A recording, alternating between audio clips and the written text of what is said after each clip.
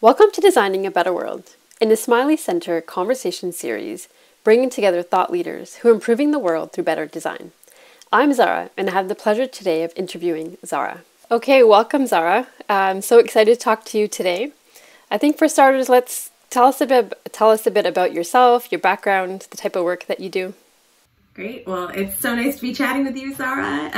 It's such a treat. And, my work has often been hard to describe. And I think that's because I work in the space of public interest design, which is sort of this emerging space that has been coming up over the last decade. And it really is where social justice intersects with the process of design. And the process of design being the work of trying to understand people, understand what they need, work together with them to design solutions, and then to constantly be in this state of looking at whether or not those solutions are suitable and how to continually evolve them. And so my work is really about working deeply with folks who are going to be engaging with a product, a service, a policy, a building, and working closely with them to help them understand what the process of design and creating something looks like, and then bringing them into the process in a way that allows them to be the leaders of both the product itself, but the ongoing evolution as well. Okay, awesome. You took out some of the questions that I had in here, actually. So, because I did want you to describe design and the influence in communities, but you started to talk through that. So maybe if we can touch a bit more in terms of like what is your design process? Like, what does it look like? How do you start? What is your design process? Yeah, my process starts with people. I mean, it feels so simple, but so many, I come from the world of architecture and cities and urban planning, where it's not always the default. The design starts with the designer and this idea that we have around the architect as this sort of lone genius. And really when I began my sort of career journey, I was intrigued to interrogate that idea that a designer holds the wisdom of what a community or what people need. And so for me, my process is if we see a design challenge, the first person or the first people that we should be talking to are the communities that are most affected by that.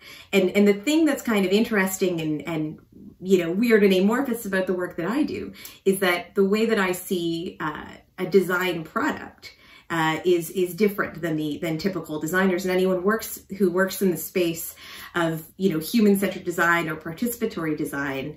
A lot of the things that we contribute to are creating equitable, fair, and just processes, but also working in spaces where the outcomes are policy. The outcomes are a better service. So I've worked in the space of reforming some of Canada's benefits programs like old age security and employment insurance.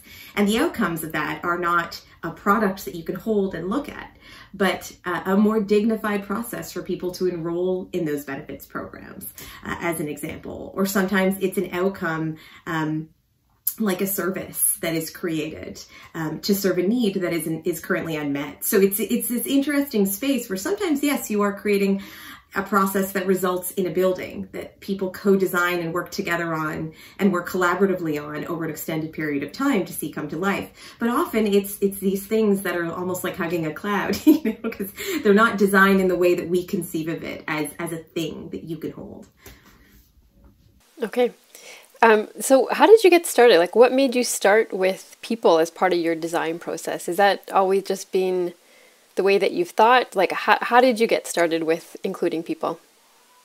Yeah, I mean, my work began when I fell in love with the world of architecture. And I started, I did an undergraduate degree where I had a focus on architecture. And through that process, I was applying to architecture firms, and I was trying to get involved in volunteering and all of the things that I could, applying to grad school. And when I had opportunities to talk to architects, I always ask the question, so how do you get people involved? How do you understand the communities that you're working in? And the response I always got was, we do surveys and we have secondary research and we have reports.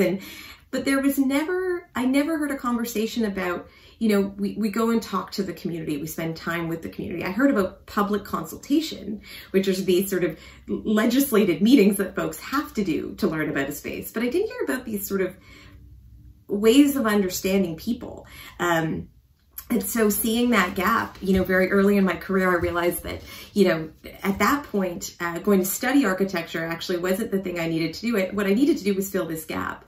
And so I started a practice in my early 20s, at the age of 21, that sole purpose was to meaningfully engage people who live in what was then called priority neighborhoods in Toronto, which are neighborhoods where people are experiencing the impacts of multiple barriers like low income, like geography, like race, class, status in the country, and to work closely with them to engage them in the process of buildings that were being introduced into their community. And so I started this practice, and I think at the time it was one of the first social design studios in Canada, because Canada was still sort of warming up to this idea that people must be part of the process, it's not just a nice to have. So I started that practice at 21 or 22, and Toronto had just established this sort of framework called the priority neighborhoods framework. And I think it was sort of 7 neighborhoods that they were going to put a lot of investment into. And these were neighborhoods that were chronically underinvested in.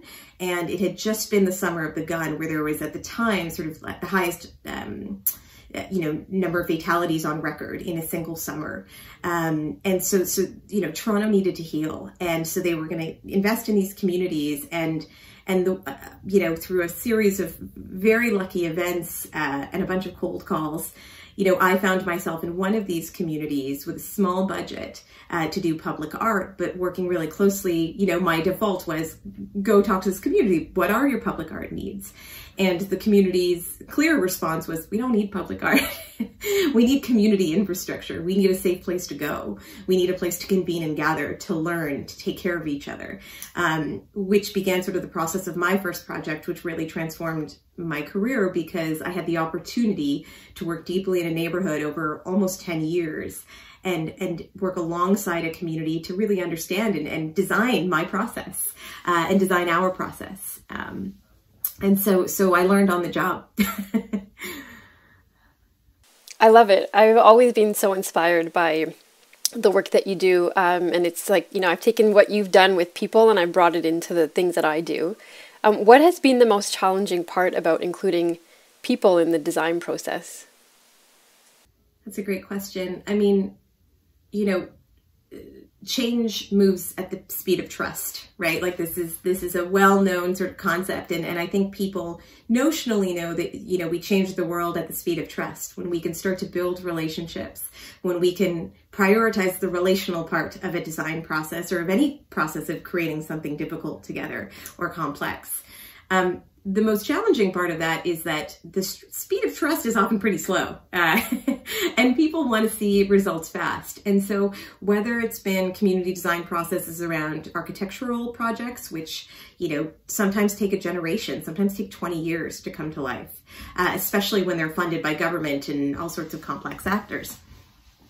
I think the other piece is that, you know, part of it is building trusting relationships. And then once you build those trusting relationships, starting to learn about people, talking to them about not just the thing you're working on, but their whole lives, and trying to figure out where the thing you're working on fits in. So an example of that is, you know, when I did some work with old age security, part of what we were trying to figure out was, why are 55% of eligible Canadians not enrolling in this program that has sort of single-handedly been credited with alleviating poverty in seniors in Canada?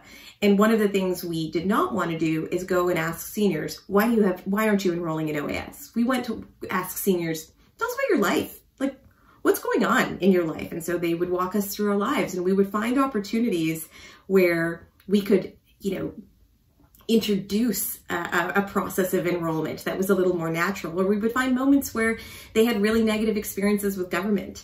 And I always tell the story of that, like, you know, I don't know, the CRA font. Do you know the CRA font? I don't know. Tell us a bit more about that.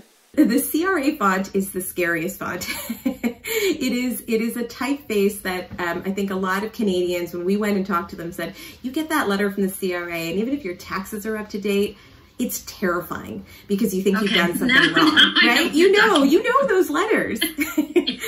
And so one of the things that we learned was just by talking to people that some of these interactions they're having with government are so negative. So they're just standing back. They are trying to avoid government interactions as much as possible. So for that reason, when they would get letters that said, hey, you should be signing up for OAS, or next year, we're going to start, when you turn 65, we're going to start putting money in your bank account, it freaks them out.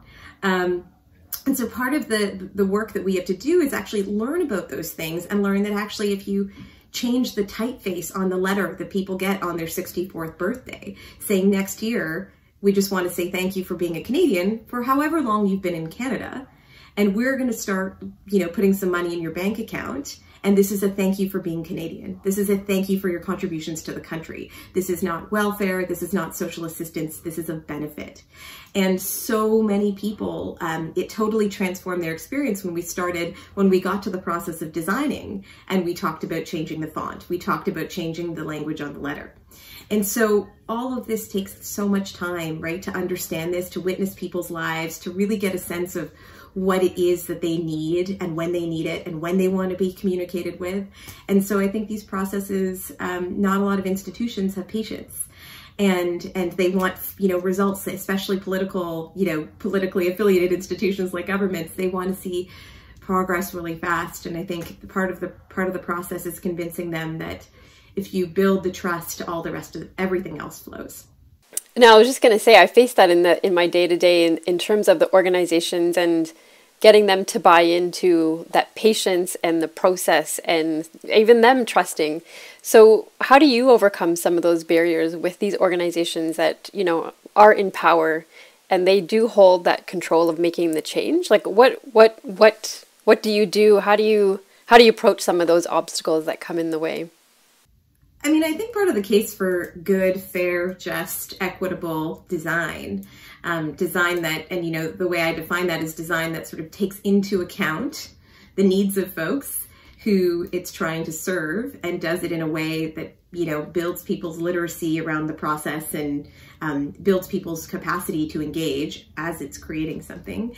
I think part of the case I make is that you end up building, the right thing once instead of the wrong thing like 10 times, which we see all the time, right? Especially in the spaces that I've worked in, and especially working in the communities that I've worked in over the course of my career that have, experienced underinvestment and then so much investment and then underinvestment. It's always this sort of repeated cycle because they don't properly engage people to understand what they need and what they might need over a generation, and begin continual dialogue, even when you're not designing something. And in the case of old age security, what was so brilliant was the federal government had allocated hundreds of millions of dollars to redesign that program, and the benefits programs for Canadians. And when we went and talked to seniors, and they just said, look, it's scary to apply to anything in government. And you feel a sense of shame because you don't understand it. You should have known the process. And it's lonely, right? Turning 65 can be really lonely for a lot of folks. And so we just need it to be a little more clear because we don't want to have to ask people. And, the government at the time thought that like a digital solution was going to be an amazing solve, right? And they were ready to spend like millions and millions and millions of dollars on this digital platform because they thought that seniors were going online. But so many seniors said, like, we're not doing stuff like this online. Like, we're looking at Facebook, we're looking at our newsletters and our email. Like, we're not doing our government stuff online. We're still doing that at the bank. We're still doing that at Service Canada or Service Ontario or wherever we live. And so one of the things that we learned was that through that process, what we thought was going to cost, what the government thought was going to be like $100 million digital solution ended up being like an under $1 million, paper-based solution. We created a PDF that had a map and said that it was a benefit, not social assistance, and all these different things. And so there's a cost efficiency too, right? When you build these kinds of things well the first time, you're serving a need, and then you're freeing up resources that would have otherwise been wasted on designs based on assumptions. it's so much easier putting together those digital solutions versus getting people, talking to people and doing the change. So I can see how that shift to getting that buy-in, the people side it's the better way, but it's oftentimes the harder way to go. Can you talk a bit about your most memorable experience? I know you talked about a couple in terms of, when you were 21, as well as with the old age security work that you did. Any other memorable experiences that are people-centered design, and what about them made them memorable? I mean, there's so many cool projects, and I think that any project, like so much of my work, is a journey into people's lives and a journey into storytelling, right? It's as much about sort of building trust and asking good questions and really being open to hearing about people's entire lived experience, even though you just want to design one thing, and that patience and that practice. And I think there's been stories where, I worked on a project here in Toronto that was talking about sense of belonging on the waterfront, and knowing that in Toronto the waterfront is so important to communities who don't live on the waterfront, right? It's important to people who live all over the city. And so we did this beautiful research project that talked about how do people who don't live actually on the waterfront cultivate a sense of belonging when they do go visit, Toronto's waterfront. And so, I remember this, a lot of our research, before we go and have conversations with people, we do this thing called distance ethnography, where we get to know them over WhatsApp, and we get to know them, in the mail and sending notes back and forth.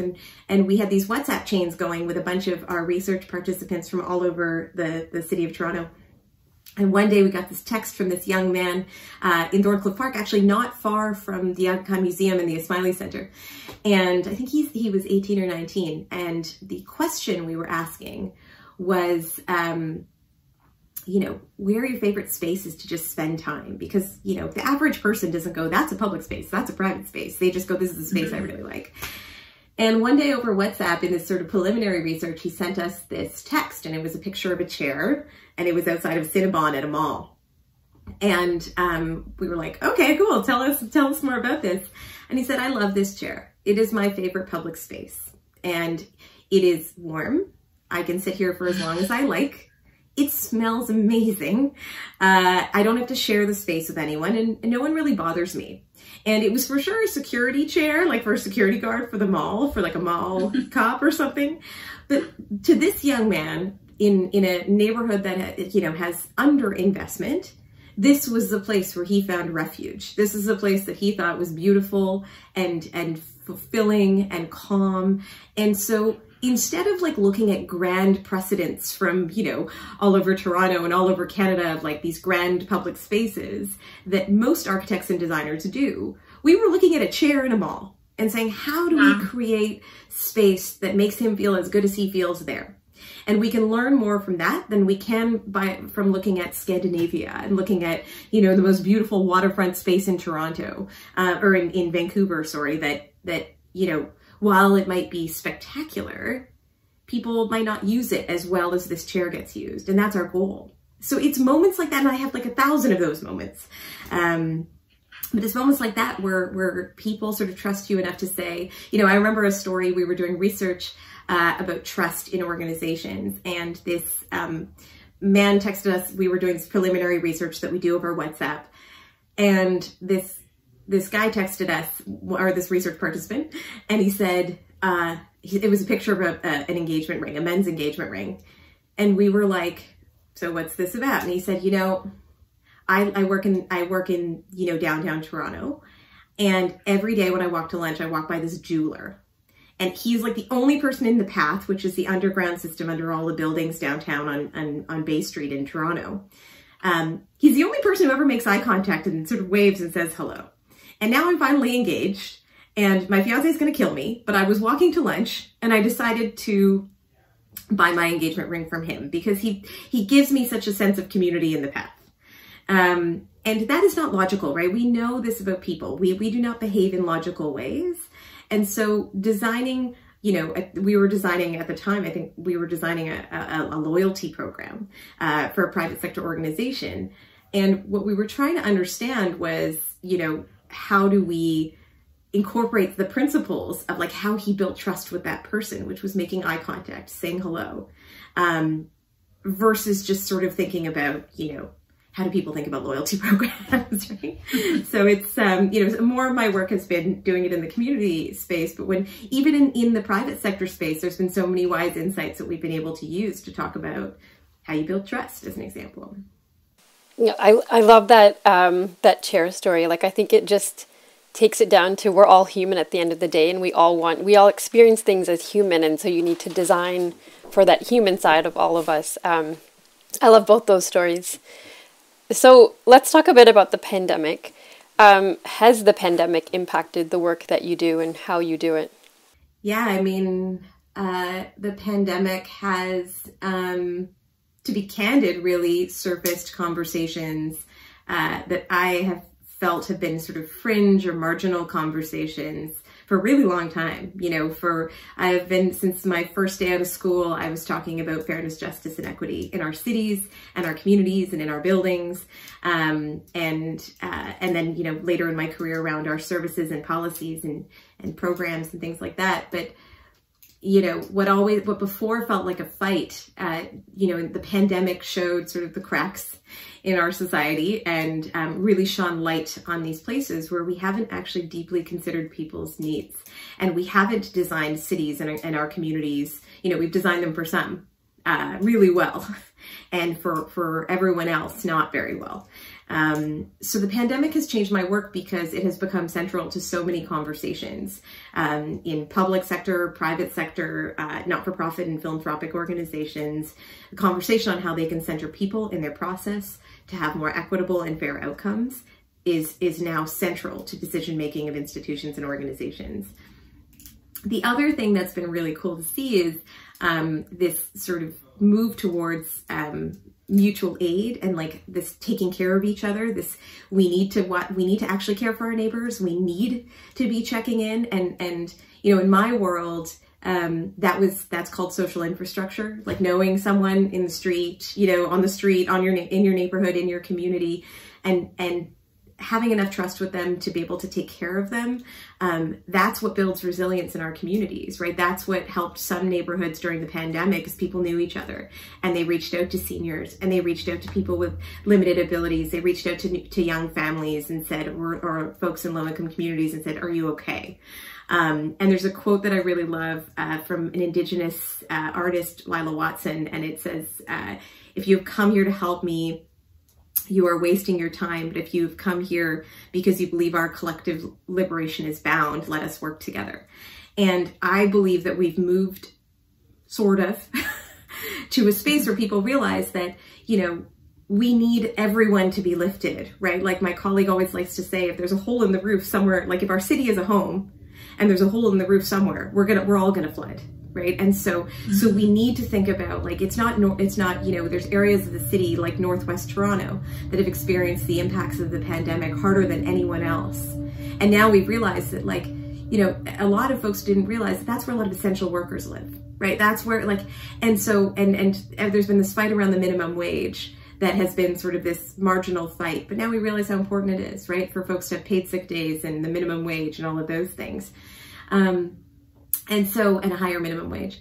And so I think that's been of the very few things that have sort of, this pandemic has helped advance. I think that's one of them, is the conversation about equity is so important. And we understand that it is not a charitable activity to do work for folks who are experiencing barriers, but an act of sort of solidarity, right? That we need to lift everyone. Yeah, just hearing you talk about those stories, I mean, it just makes me think about where I live now, and we've now developed this like bond with our neighborhood that we didn't before. And so I like this, you know, the pandemic has definitely been hard, but there is this silver lining that has really had us really think about the people that do kind of like set the infrastructure, the foundation of our society. When you talk about essential workers, and it's brought to light all of these things. So what have you been working on over the pandemic? What has been your focus? Well, I mean, a few things, you know, first is making sure that myself and my family are okay. You know, I think that's become a work in itself, making sure that we feel connected and grounded, right? In this time that's like so uncertain. I think so that's work. And I think that's part of learning in the pandemic is that, caring for each other is important, capital W work. I got really quickly involved in COVID recovery. So right after our first lockdown in March 2020, it's so weird saying our first lockdown, but right after that first lockdown, I started, because sort of my work has spanned between sort of grassroots and institutional spaces. As soon as the lockdown happened, I had institutional folks or people who, have wealth or had some kind of influence or affluence reaching out to me and saying, where can I direct my investments, my energy, my giving. And I had grassroots community organizations and individuals reaching out to me saying, I need, like, where do I get access to this? I need money, I need rent, I need food, so I just decided that all of this information was living in my Instagram, and my texts and my Twitter messages and in voicemails. And so I decided to start putting all of it in a publicly available spreadsheet to say, based on the communities that I'm part of and I'm connected to, here's, if you're someone who needs something, here's all the resources. If you're someone who has something to give, here's all the resources. If you are feeling the impacts of the mental health challenges that this pandemic, that's arousing in so many of us during this pandemic, here's free places to go. If you are a parent losing your mind with your kids, here's things to do that are free, that you don't need to spend money on, because the financial uncertainty of the pandemic at the time and even now was putting a lot of stress on parents as well. And so I created this open source spreadsheet, and then like overnight, dozens and dozens of people volunteered to help. And actually one of them was an ER doctor who was then in quarantine because he had returned from spring break with his family in Florida, and said, here's a quick tip on how to turn this into an app, or a web-based app, I learned it's called. And, I'm not a technologist in any way, so he sort of coached me through how to turn this into an app for the city of Toronto, and it was called the COVID-TO app. It's still live. At its peak, it had, I think, 10,000 users an hour, and people from all over the city were using it to figure out where to put their resources or find resources. And I connected again with the city, the municipality, services like 211, which a lot of folks call to understand where they can get these kinds of support, to make sure that, and other social service agencies, and sort of making sure that we were triangulating all the data to make sure it was up to date and accurate. So that's been one part. And then the other significant thing that I've done during the pandemic is started a new organization, which is wild to do, in a time where, you don't meet a lot of the people that you work with. But I co-founded an organization with a colleague, called Monumental. And our focus is sort of on two things. One is on, broadly on an equitable recovery that lands us with a fair and just society. And underneath that, sort of two key activities. One is, shaping vital institutions and doing the work of helping institutions who are reckoning with, their role in racial injustice, their role in inequity, their role in not considering people, elevate, the way that they practice, and elevate it in their strategies. And so in all of the choices that they make sure that equity is considered. And then the other piece of what we do is producing projects that fill the gaps. So, on one hand, we're working with federal institutions and big national agencies to help them get better. On the other hand, we're starting to look at, well, what are they not doing? And so we're, starting our own projects. Like this summer, we're launching a campaign and co-designing it called All Out, which is expanding the movement of racialized folks who get out into the wilderness, who get into the backcountry, who go camping. And because it's been such an important part of addressing mental health issues, the nature deficit that so many racialized folks feel because they live in crowded neighborhoods, they live in crowded homes, they live in neighborhoods where there's no green infrastructure or parks. Getting out into, camping, wilderness, going for a hike, going for a bike ride is so important at this time because it's really all we can do. So we sort of have been working in these two spaces where we're helping institutions like, our federal housing agency, CMHC, and the Federation of Canadian Municipalities that are really vital institutions for Canada, but then also doing this work where we're producing creative projects. And through all of this, our sort of the through line is that we are amplifying the voices of racialized people to make sure that they're in positions of leadership on the other side of this pandemic. It's amazing. Like I get so inspired to hear your stories. You sit at such a sweet spot of being able to make change. I think my final question for you is, what advice do you have for people that want to be doing and making the kind of change that you do? Where would they start? What advice would you share with them? I mean, right now, I've been really inspired by the mutual aid networks, and wherever, folks are tuning in from, I'm sure there is one, which is networks of people in neighborhoods and communities who have come together to volunteer their time and energy to take care of the people who live around them. And, I've been part of a lot of these conversations here in Toronto about how to start a mutual aid network and how to participate. And the thing that keeps coming up is just knock on your neighbor's door, knock on someone's door. It's figure out, where the senior citizens are in your neighborhood and community and keep them company by having a short chat with them on their front doorstep at a safe distance. And just giving them an opportunity to feel connected to someone. So it feels like really simple stuff, but that's when we talk about social infrastructure, which are these networks that help us be more resilient when, there's shocks and stresses to our system, like a pandemic, like floods, like tsunamis, like hurricanes. It's these social networks, but these social networks get built by making eye contact and talking to people and learning, and especially right now, flexing that muscle a little bit and making sure that it doesn't atrophy, that we remember how to talk to other folks because we've been told to stay away. And so to do so in a safe way, even picking up the phone is a huge piece. I think the other piece that I always tell folks is remember that when you're going to solve a problem, and specifically for those people who work in organizations and even large organizations, when you're framing the problem, and I'll use the example of old age security. Make sure you're framing it in a way that is similar to how people are sort of asking themselves the question, right? It's similar to the way that the people experiencing the issue are framing the problem. So an example with old age security was, I think the government kind of, their perspective was, how might we create a digital solution for old age security? And then when we talked to people, they said, how might I feel less shame about taking money from the government?